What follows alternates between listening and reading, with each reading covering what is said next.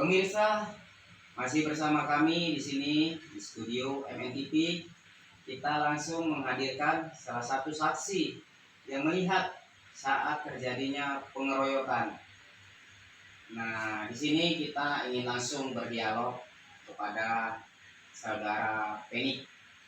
Penny, saya ingin bertanya sama kamu, apakah benar menurut kamu pada saat itu korban atas nama Fajarudin Jai dipukulin dengan secara bersama-sama? Apakah benar menurutmu? Bagaimana, Penny? Benar? Benar. Awal kejadiannya seperti apa itu, Penny? Menurut kamu yang kamu lihat? Kayak gini lah oleh kejadian itu. Dipanggil mamaku aku. Penny, kita tengok dulu kalau bapak di sana itu. Kayak dengar suara kita. Pergilah kami ke sana kan Pak. Kami tengok, ternyata bapakku dipukul.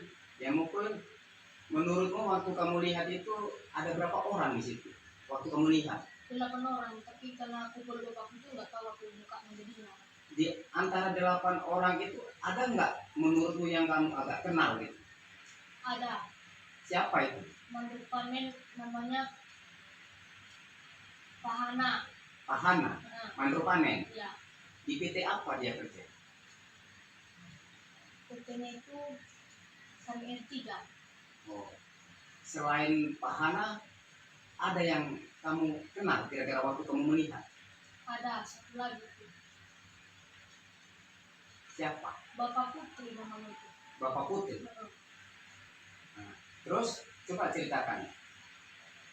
pas pukul bapakku itu kan Pak, berhentilah mereka memukul kan. Berapa kali orang itu memukulin saudara Fajarudin Jai? Pada waktu itu kamu kan melihat ya, Iya, dengan ibu kamu ya. iya. Kan orang itu memukuli menggunakan apa waktu kamu lihat? Tangan sama kaki. Tangan sama kaki. Iya. Berapa kali mereka memukuli dan berapa lama mereka memukuli Fajarudin Jai? Hampir 1 1 jam. iyalah 1 jam lah karena pukul bapak itu sampai tuling-tuling kami kan. Setelah kamu peluk bapakmu itu, masih memukuli lagi orang itu? Iya, memukul lagi. Masih lagi? Masih. Aku bilang, Om janganlah pukul bapakku, janganlah, udahlah, nanti mati bapakku ada bapakku lagi. Terus setelah kamu bilang seperti itu, masih memukuli lagi orang itu? Masih mukul. Tapi tuling-tuling ya kamu. Bagian mana saja yang sempat kamu lihat yang dipukulin bapakmu itu? Seluruh badan bapakku lah. Dipukulin orang itu? Iya. Jam berapa itu kamu lihat? Jam 11 lah, udah mati lampu lah. Jam 11 malam? Iya, mati lampu. Terus setelah itu kamu kan berusaha untuk melerai gitu kan, supaya bapakmu ini tidak terus-terusan dianiaya oleh mereka. Setelah itu kalian kemana? Kami bawa sama bapakku, kami bilang dibawa mamaku di rumah bapak satu. Kuat sedikit suara kamu, Penny. Dibawanya di rumah bapak satu. Mandor 1. Iya. Ah, terus Bilang mamaku, Pak satu tolonglah, udah dipukul suamiku, orang itu di sana di belakang. Datang bapak satu bukannya menolong, dipeluknya bapakku, dicekeknya leher, harus ditunggunya nanti ke bapakku sampai jatuh dari bawah kami.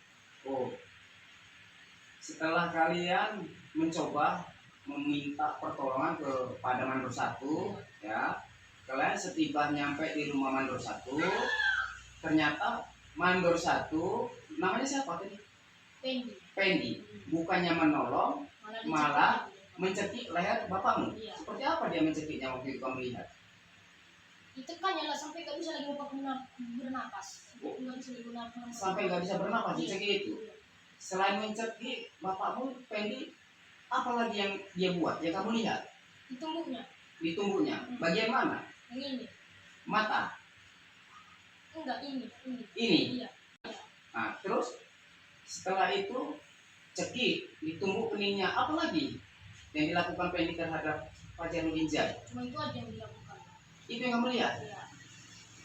Atau coba kamu ingat-ingat seingat-ingat kamu pada saat itu kamu melihat itu jaraknya berapa meter waktu itu? Dekat lah, Berapa sampai meter? tarik-tarik juga ya, apa itu, pisahkan mereka. Ah, Pisahkan mereka itu. berapa meter kamu lihat? Enggak jauh lah. Kira-kira 2 meter, 3 meter, atau 1 meter? Kupegang juga ya tangan mereka itu, bawa pendi. Kupegang ya tangan itu. Pisahkan mereka itu. Tarik tangan dari mereka itu. Cekiknya lebih lengkap. Nah, terus setelah kamu berusaha melerai, apalagi yang dilakukan Pendi ke Pak Jarudin Jaya ini? Masih mukul ya? Enggak, karena ada Om Roy ditariknya tangan bapakku itu dimasukkannya di rumah. Oh, waktu Pak Jarudin Jaya ini dipukul oleh Pendi saat kalian datang ke rumahnya meminta pertolongan kan? Ya, Tiba-tiba tanpa disadari datanglah si Roy itu. iya. Roy itu sebagai apa? Sebagai mandur cemis. Apa mandor cemis itu? Mandor semprot. Iya, mandur semprot. Nah, apa yang disampaikan si Roy ini waktu itu yang kamu lihat? Sampaikannya Disampaikan ke Pak Pendi nggak ada? enggak ada. Nah, terus apa tindakan si Roy? Ditariknya aja tangan bapakku dimasukkan di rumahnya. Biar enggak ada perkelilingan di situ. Oh, langsung dibawalah Pak Jarudin Jaya ini ke rumahnya si Iya. Roy. Iya. Terus dimasukkan ke dalam rumah gitu maksudmu? Nah, setelah dimasukkan ke dalam rumah itu kalian berapa orang dimasukkan di dalam rumah si Roy ini? Aku, adekku, Nah, mamaku, bapakku, istrinya, suaminya, anaknya satu. Yang kecil. istrinya siapa? Istrinya Om Roy ini. Istrinya si Roy. Iya, Roy ada di dalam juga? ada dimasukkan yang itu. Oh, ada di dalam juga. Ada. Nah, mamamu namanya siapa? Rosni Silalahi. Rosni Silalahi. Iya. Nah, setelah kalian di dalam, ya, kan kalian di dalam nih, Iya. tiba ke rumah si Roy. Iya. Terus ada lagi pelaku mendatangi situ. Ada di Siapa itu? tendang-tendangnya rumah. Bilangnya, keluar kau anjing babi, bunuh kau malam ini. Oh, orang itu datang lagi ke rumah Roy waktu kalian itu diamankan sama Roy, dibawa ke dalam rumahnya. Iya. Tiba-tiba orang itu datang lagi memukulin ataupun mendobrak-dobrak rumah si Roy itu. Iya, mengancam. Disuruh keluar si Pak Jarudin Jaya ini mau dibunuh gitu. Iya. Oh. Itu yang mengatakan keluar kau anjing, keluar kau babi Jai, kubunuh kau malam ini. Itu siapa? Mandur panen itu. Mandur Pahana. panen, Pahana. Baru Pendi mandur satu di situ. Kira-kira kamu lihat waktu itu berapa orang itu datang ke itu? Rame-rame atau cuma berdua lagi? Waktu mengancam keluar kau Jai, kubunuh kau malam ini. Rame lah, karena nggak nampak kan bermati lampu, nggak terang lagi di situ.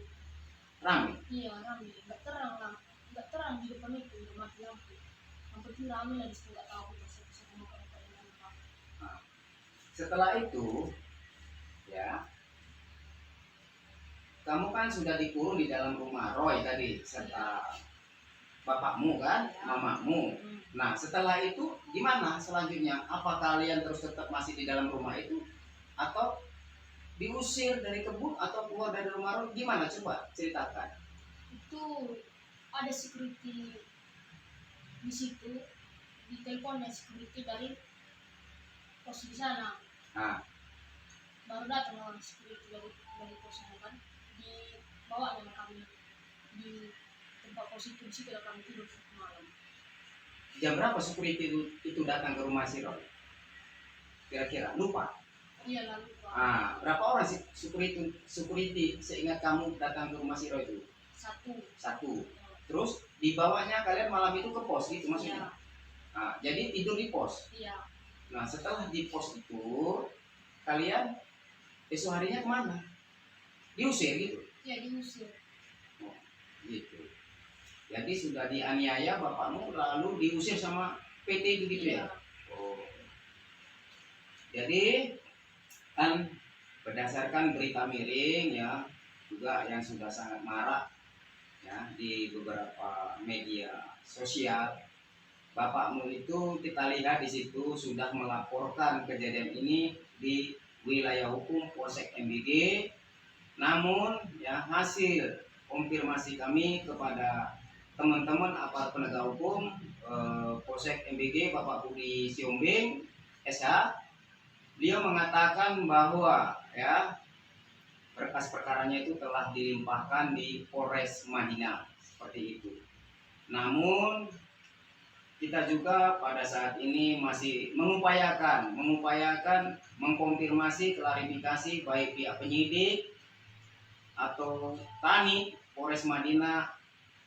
Namun hingga pada saat ini kami juga masih belum mendapatkan jawaban yang positif. Ini ya kita menunjukkan ini surat laporan korban pada awalnya di Polsek MBG ya, yang dilakukan dengan secara bersama-sama dari 9 pelaku terduga ya, sebagai melakukan tindakan perbuatan melawan hukum ya, melakukan pengeroyokan.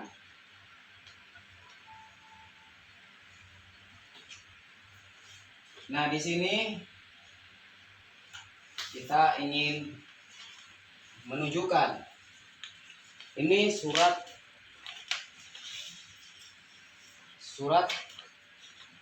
ya, dari Rumah Sakit Umum Mitra Medika Medan ya.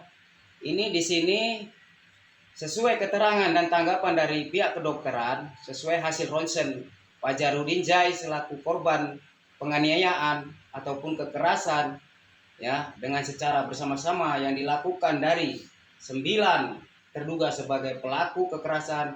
Fajarudin Jai mengalami patah tulang. Ini ya suratnya.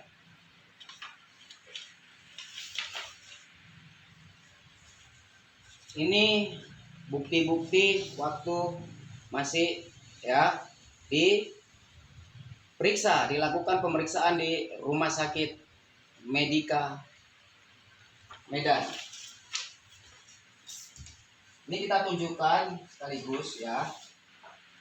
Ini hasil ronsen atas nama Fajarudin Jai. Nah, ya, di sini hasil ronsen. Di sini sesuai tanggapan keterangan dari kedokteran ya, Rumah Sakit Umum Mitra Medika Medan, bahwa Fajarudin Jai mengalami patah tulang. Teman-teman semuanya ya, yang berada di wilayah Republik Indonesia, teman-temanlah yang menilai. Kita sudah berupaya ya berdialog, berbincang kepada saudara Penny, anak di bawah umur ya. Kita menanyakan apa yang sesuai dia lihat saat kejadian. Tapi faktanya yang kita temukan hingga saat ini, para pelaku masih terus bebas berkeliaran. Sedangkan ya, menurut hemat waktu saya, saksi sudah diambil keterangan oleh penyidik atas nama Sofian. Korban sudah melaporkan persoalan ini di Polsek MBG hingga berkas perkaranya dilimpahkan di Polres Madinah. Ya, sehubungan pada saat itu Bapak Budi Siombing Kapolsek MBG bahwa kaninya sedang keadaan tidak sehat dan dibawa ke Medan untuk berobat. Maka dikarenakan kurangnya anggota di Polsek MBG, maka berkas perkara dilimpahkan di Polres Madinah. Tapi yang sangat kita sayangkan, begitu korban sudah mengalami patah tulang, tapi para pelaku masih terus dibiarkan bebas berkeliaran. Dan seharusnya ini kan ya, dalam laporannya ini kita melihat di sini hanya diterapkan pelaku itu 9 orang, diterapkan hanya pasal 351 ayat 1. Itu sesungguhnya kan hanya 1 orang yang melakukan. Namun tidak ada disangkakan pasal 170 KUHP. Kuat dugaan di sini ada industri hukum. Ya, dikarenakan ya pelaku 9 orang itu hanya diberikan pasal 351 ayat 1. Oke, baiklah, mungkin hanya itu yang bisa saya sampaikan. Ya, para netizen lah yang menilai. Bapak Kapolres Madinah, kenapa nggak ditangkap pelaku pengkeroyokan bapakku ini? Bapakku masih mengalami patah tulang. Apa kami orang tidak mampu, Bapak Kapolres Madinah? Baik. Oke, di sini kita sudah bertemu langsung pada salah satu ya anak korban yang melihat saat kejadian. Ya, para netizen lah yang menilai bagaimana ya tindakan ataupun cara pelayanan Polri sebagai pelayan pelindung pengayom masyarakat ya sudah hampir berjalan 3 minggu, namun para pelaku masih terus dibiarkan bebas berkeliaran tanpa ada diamankan sama sekali. Nah, di sini saya meminta kepada Wakapolri Komjen Pol Agus Adrianto, di Mabes Polri, untuk